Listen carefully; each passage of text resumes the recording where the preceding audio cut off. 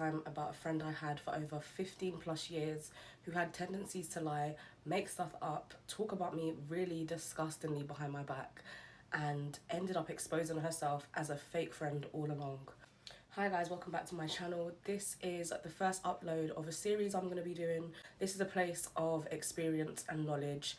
I'm telling this so that people can learn and take from it what they will and learn lessons that maybe I chose to ignore, red flags that I didn't pick up at the time. This is not a place to bash or to judge.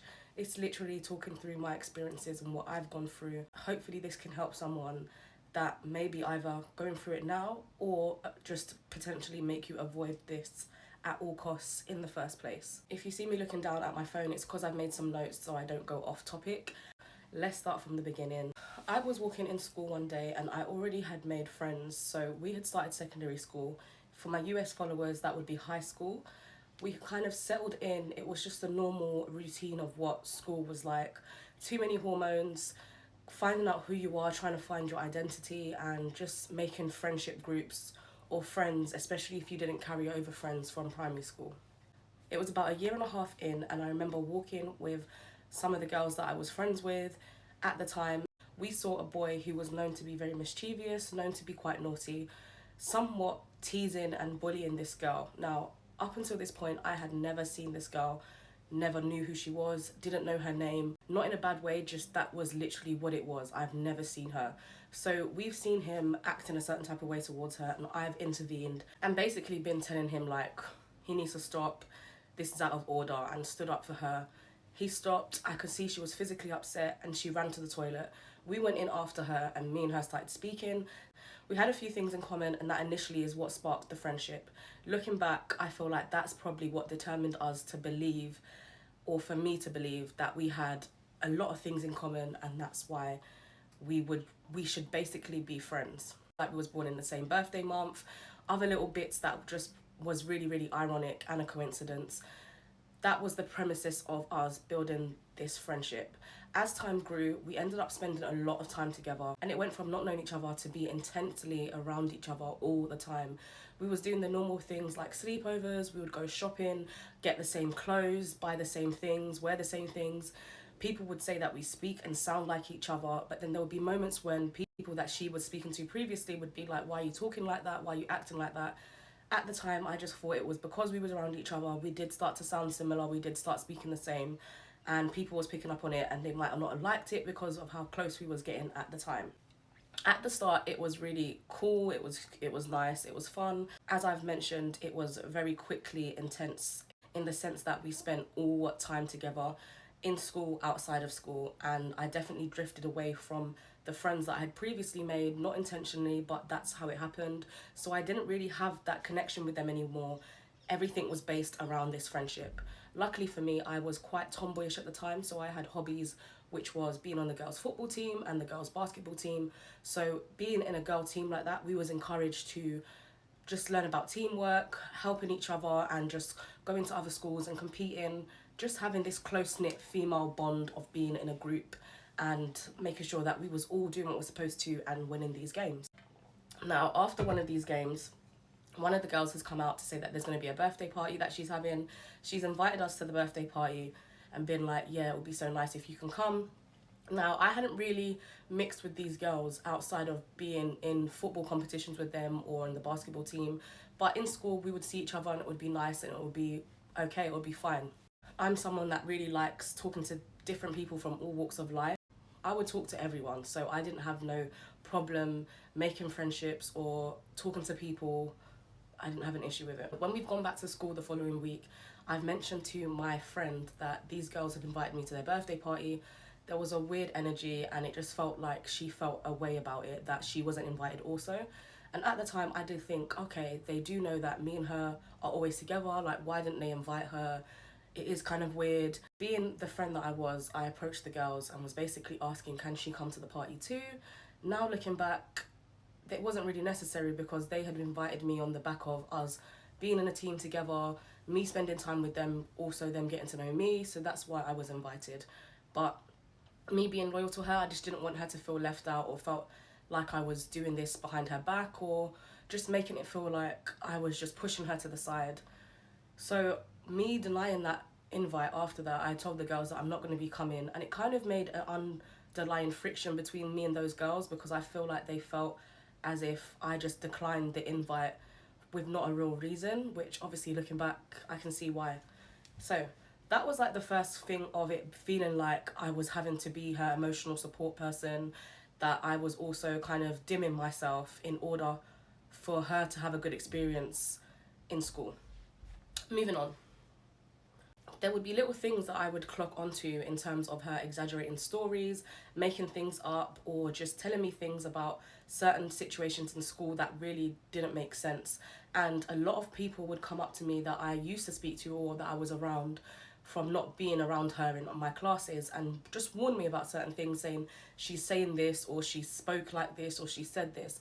And I chose to ignore it because I thought that me being fiercely loyal to her in the friendship, I just automatically presumed that she was loyal, and I was probably way too trusting to think that we would have the same values and principles in the friendship, which obviously later on I would see more red flags that I chose to ignore. It's coming towards the middle of school now, and everyone's kind of made their positions of who they are in school. A lot of things are going on in a secondary school that shouldn't be going on. We're exposed to things that we're not supposed to be seeing.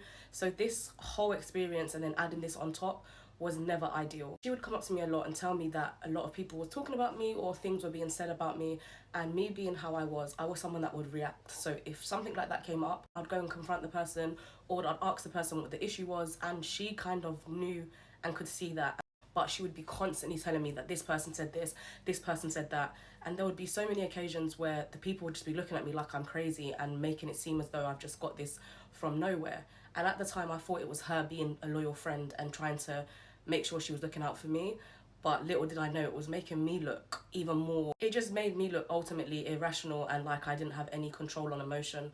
Being someone that was so quiet when I was in primary school and going through people trying to take advantage of me and just not really having a nice time in primary school, I had to grow up very quickly. So I grew up in that sense of that I knew when I was going to secondary school, I wasn't going to allow anyone to try to take advantage of me, to bully me, to basically protect myself and stand up for myself and find my voice. I feel like looking back, that was definitely used against me, because she would tell me these things constantly with no reason really, because what was the point of it?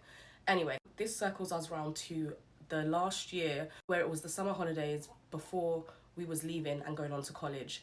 A few things had rose already that were red flags in terms of her having tendencies to lie, saying stuff about other friends to me that I knew she was speaking to at the time, and then talking about them behind their back. It was just little things like this that I used to monitor and know that if she's doing it to them, then she might potentially be doing it to me. But because I thought that we was that close, I just really chose to ignore it. Now, I had a boyfriend outside of school. It was a puppy love relationship. I don't have nothing bad to say about him then or now, but I was actually at that age trying to figure out how to balance being friends with her and how intensely we would spend time together, but then also spending time with him. Looking back as a child, it's way too much. Like, I don't even know why you should be thinking about these things, but that's what it was. And I wanted to make sure that it was evenly shared. I could tell through time that she wasn't feeling the vibe of me having a boyfriend. She wasn't supportive. She didn't seem happy about it. And it was becoming obvious in ways in which she would talk or what she would be saying. Several people that was around us at the time would come up to me and explain that she's been saying this, or she's been saying that about you, or she said this about him. And again, I chose to ignore it because I just felt that I would know if she was doing it, and that she was my friend and she would never do these such things. It's only things at the time that she knew about me that would be able to be said. So I kind of gathered that something was off, and then in her actions and how she was treating me, it kind of confirmed that there was something, just some underlying tension.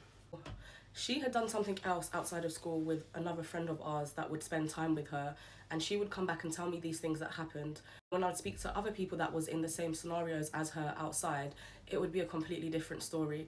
Again, I brushed it because I just thought, I know my friend, she probably exaggerated to make the story sound more exciting, for people to listen to her and make it seem as though she has something valuable to talk about. So again, I chose to ignore it. This other girl that came around us was probably one of the only people that came and saw us both individually, separately, and then spent time with us together. I knew this girl didn't lie, and how she carried herself in terms of being friends. She was someone that was quite a sweet girl and didn't talk about people. She didn't do any of these things, and me getting to know her, I saw that even more.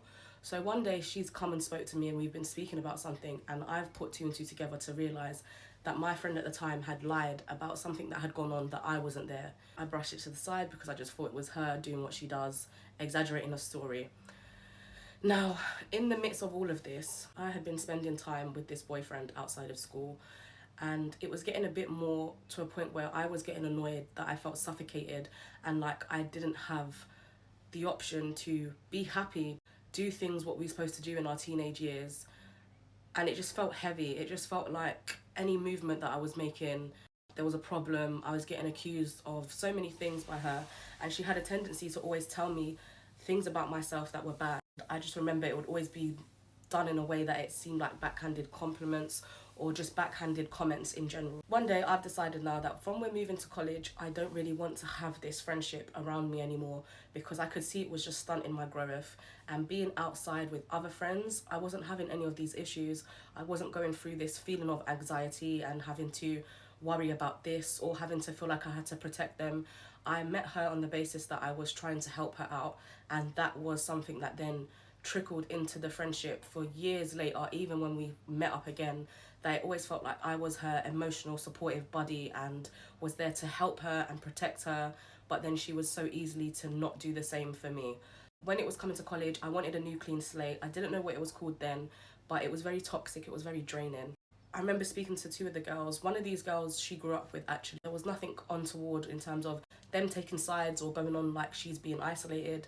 It was one day she's reached out to say, can we speak? And from then, we always used to have times where we would speak about stuff, and then it would literally just get forgotten about, and we was besties again, and we were staying around each other, doing sleepovers, being around each other intensely again. Then something else would pop up, and then I would find something out. I would go to her about it, we'll talk about it, and then it was just that. So by this point, I was sick of doing that, and I literally wanted to start college and start afresh. She's ended up saying about meeting up to talk. I've said I don't want to talk, and I've got stuff at her house. I'm gonna come and grab it. Those girls that day have invited me to go out, and we've all gone out. Now, on the way to going out, I've said I've got to go and grab this stuff from her house. They knew what the predicament was also, because they was involved in terms of, like I said, the other girl was friends with her, and the other girl had been around her with me as well. We've approached the house, and I've gone by myself now, and they're waiting because, again, I didn't want it to look like we've come to the house and we're there at her house. Long story short, she's obviously looked out and she's seen them where they were standing, and I've gone to get my stuff and take it from her. She's given it to me and she slammed the door shut, basically in my face. So from that, I knew it's fine. She's allowed to feel those feelings and be upset. It might look like this, maybe that this shouldn't have happened. I would always think maybe how I felt, but then also how she would feel. So I would always try to be balanced in the sense of thinking, okay, it could have looked like this. Maybe I shouldn't have done this. Maybe I shouldn't have done that. But she slammed the door shut in my face. So I knew that ultimately for me, I'm not going to reach out to you. You're not going to reach out to me. And that's basically the end of the friendship. She would then use this particular time against me years later and always bring it up as if I had abandoned her or made her feel that she was just not, I wasn't really a true friend, when all the actions and stuff that had been taking place in that friendship proved how loyal I was, how much of a good friend I really was. And not once did I ever speak about her behind her back, even when there was times of doubt or feeling like she was doing these things about me. Not once, until even the day that we stopped speaking all the years later, I didn't speak about this girl, because it wasn't in me to, because I believed wholesomely that she was my friend and one of the closest friends that I've made. We ended up not speaking for a couple of years after this, and that will lead to part 2, where I'm going to show how she came back into my life and randomly appeared one day to reform the friendship. And from that moment onwards, a whole load of things happened of us having in and outs, for me to then find out later that ultimately she had lied about so much stuff in terms of even me as a person to others, and what she was really saying about me behind my back. And from that moment onwards, it just wasn't a great time. Thank you for staying till this part of my video. If you've got any stories of your own, feel free to let me know. I would love to hear what you've gone through, or if you can relate to this. I will be dropping some true crime content soon on this page too, so keep an eye out for that. And until then, keep safe wherever you are in the world, day or night, and I will see you all in my next video.